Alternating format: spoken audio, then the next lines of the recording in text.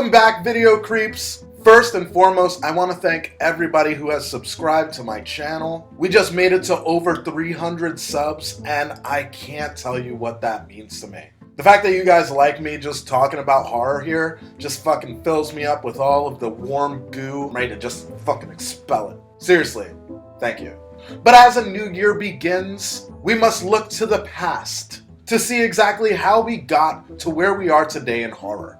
So my first video of 2020 will be to go back in time to talk about my favorite movies of the 80s. Now keep in mind, I have not seen every single horror film that came out in the 80s. You stupid. They're not. What's 9 plus 10? 21. You stupid. Also, this list is going to be completely subjective. This is my list. So if you don't see your favorite 80s film on this list, leave me in the comments exactly which one that is, and then talk about it, so that way I can get back to you. Alright, let's get on with the show.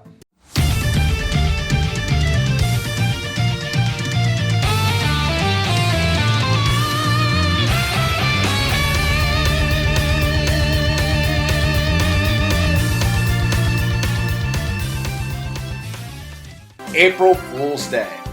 This movie took me for such a fucking ride, which makes it so appropriate for the title of this movie. Softer horror for sure, but definitely deserves its place in my favorite 80s movies. Basket Case. Boy, oh boy, do I love Basket Case. I remember seeing this movie for the first time and thinking like, I'm gonna love that movie forever. And I fucking have. Blood Rage! I just reviewed this one pretty recently, so my comments and my thoughts are all there. Make sure you check out that video. But I will tell you this, absolutely positive. Definitely love Blood Rage. The kills, the acting. I'm pretty sure this is actually the background to my phone right now. He ain't lying. Brain Damage. Taking a trip right back to the world of Basket Case, or the universe of Basket Case. This is a movie I fucking love to show to people because it's so zany and out there and not what you would expect at all. If you've never seen Brain Damage, do yourself the favor, pop it in. Children of the Corn. It's a cult of Amish children who kill people in a corn maze. What's not to like? Except all of the sequels. Sleepaway Camp. I'm a happy camper! This is a golden staple for me as far as 80s slashers go. I've watched Sleepaway Camp so many times, and I know I'm gonna continue to watch it so many times in the future. It's a fucking fun, fantastic whodunit. I mean, we all know whodunit, but even so, it's still fucking great. I can watch Sleepaway Camp any time of the day. Total fucking classic. Child's Play. This is why I love the 80s so much. Like, not only were the movies their own thing and just stuck in a certain time, but it just gave birth to all of these legends in the game. And in this era, Chucky is one of them. In my eyes, Child's Play is like a fucking perfect horror film. I can't think of a single misstep. Unless I like scrutinize it, like you can always find flaws. Evil Dead. Speaking of people that we get to meet, we meet Ash Williams for the first fucking time. Evil Dead is Sam Raimi's magnum opus. This is like his fucking big thing, and it shows why. Evil Dead is fucking awesome from the beginning all the way to the end. Admittedly, part 2 is better, but Evil Dead 1 comes out of the gate strong. Good job. Mutilator. Or Fall Break, if you will. This is just 80s cheese cranked all the way up. And I couldn't be happier with it. I think everyone needs to watch this movie. The Fly. I commonly talk about how fucking gross this movie is. It fucking disgusts me to view this thing. I hate seeing it, which is what makes this movie a fucking goat. Few films can deliver that feeling to me. So as gross as I feel, The Fly gets a star. Friday the 13th. It's the birth of Jason. Do I really have to fucking explain why this is amazing? Intruder. This is one of Sam Raimi's lesser known horror films. I don't really see a lot of people talking about it, but it's super effective and fantastic. I love the setting in the supermarket, and if you ever wondered to yourself while looking at a butcher what it would be like to die by putting your face in a meat slicer, this is the movie for you. Fright Night. I'm not a big vampire film guy. I never have been. I have my few films that I like that involve vampires, but overall, it takes a lot for me to really enjoy a vampire film. I fucking love this vampire film. Tom Holland fucking killed it, man. This is great.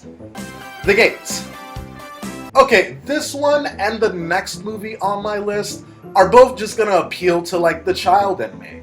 Because both of these movies feel like baby horror. Or not like baby horror, but a good introduction to horror. Horror light, if you will. But even so, this movie still holds up and I think it's fantastic. I actually watched this pretty recently with a buddy of mine. And the design of the little demons and everything is just fucking cool. Gremlins! Same with this. A living Furby doll that fucking has a dark secret? Sign me way the fuck up.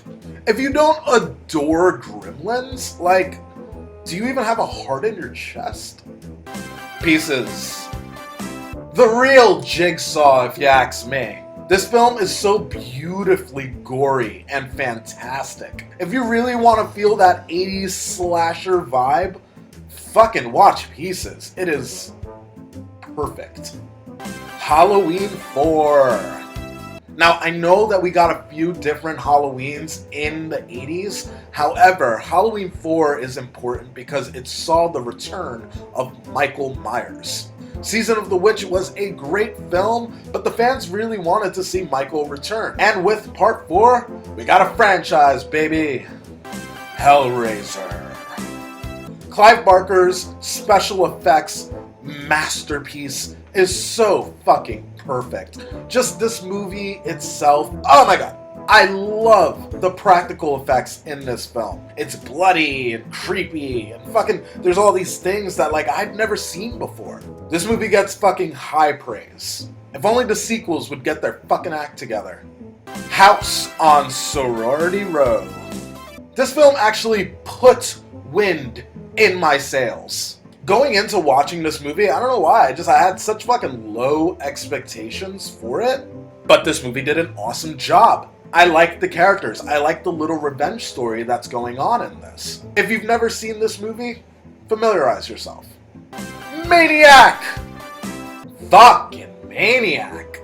I feel like in the last couple of years, people have really started to align themselves with this film. A lot of that probably has to do with the awesome 2013 remake that Elijah Wood made. So maybe people started to like pay more attention to this film. But even before that movie came out, Maniac was fucking fantastic. And it holds up to this day. In fact, I can watch the remake and watch the original in lieu with one another and it not be weird and not feel like I'm watching the same thing twice.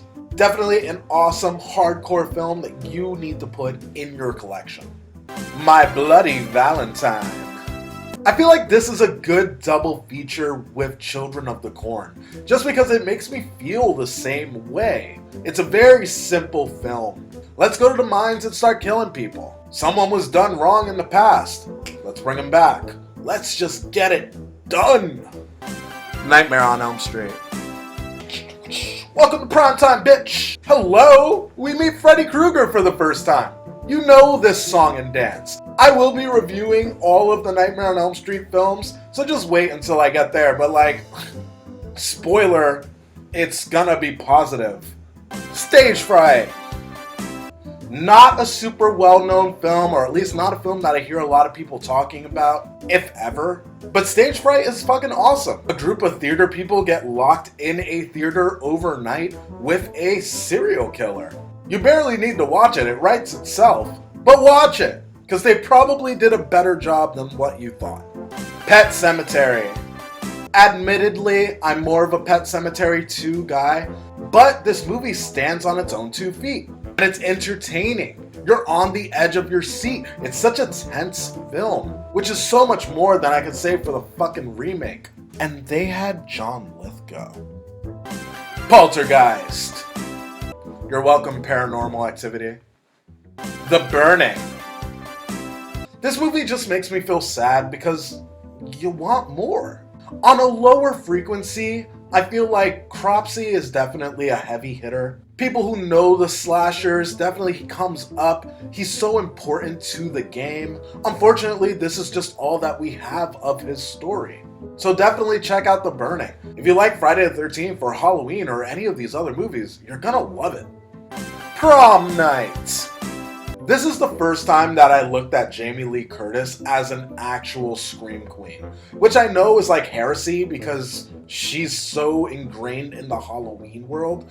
But like when I saw her in this, I was like, no, she fucks with horror. I'm just like you. You are? You're just like me. There's somewhere else we'd rather be. And she's a force to be reckoned with. Prom Night is a fucking fantastic film. And I have nothing but love for it and Jamie Lee Curtis. Psycho 2. Undoubtedly my favorite Psycho movie in the franchise. Psycho 3 is just a cock's hair behind it. Hi, Kenny. But I fucking adore what they did with Norman Bates coming back. It's more than sad that so many people have skipped watching the full Psycho franchise. Pumpkinhead. What do you want from me? It's John Wick if he had a kid. Slumber Party Massacre. This, like a few others that I mentioned on this list, just capture the 80s slasher vibe in spades. The style, the people in this movie, the kills. Slumber Party Massacre, both 1 and 2, are just fucking fantastic. The Shining. Come on, you know the fucking vibes. Texas Chainsaw Massacre 2.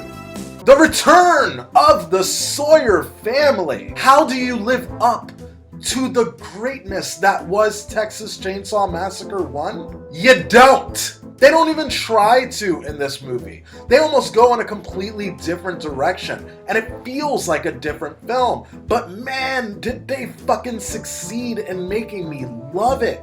Texas Chainsaw Massacre is its own animal, and when you watch it, you just have to tame it as you're indulging in the film. Fucking love TCM2. They Live. This is last on my list, and even though it's not a standard horror film, we in the horror community accept it as one of our own. And how could we not? This movie is so cerebral. It's fun. It gives us something to really think about and look at our culture in a brand new way. Pop culture needed They Live. And so did I.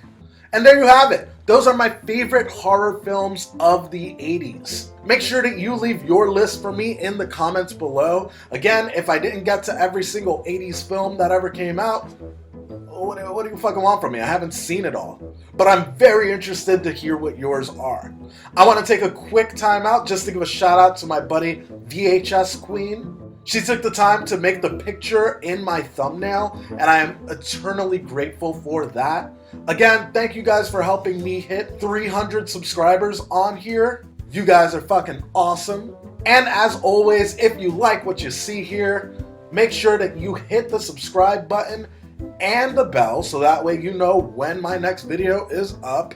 And if you can't get enough of what's going on here, make sure that you go down into my description and check out my podcast with Brad Thornton, Aimless Discussion. We just posted a new video yesterday, and it's a lot of fucking fun. I'm going to leave that link in the description below, along with VHS Queen's YouTube channel, where she does some fantastic editing. That's going to be it for this video. I'm going to see you guys on the next one.